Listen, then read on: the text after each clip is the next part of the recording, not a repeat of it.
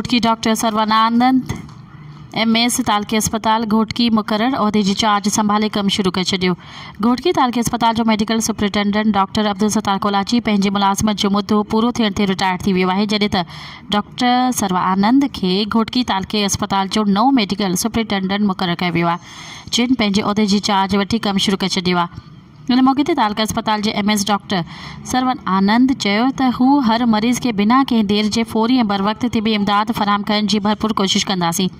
अस्पताल में ईंदड़ समूरनि मरीज़नि खे सिहत जूं बहितरीन सहूलतूं फराहम कयूं वञनि त जीअं कंहिं बि मरीज़ खे कंहिं बि क़िस्म जी परेशानी खे मुंहुं ॾियणो न पवे। मज़ीद ख़बरनि ऐं तफ़सीलात लाइ विज़िट कयो असांजी वेबसाइट www.awamiNewsHD.com ऐं ॾिसंदा रहो अवामी न्यूज़ HD।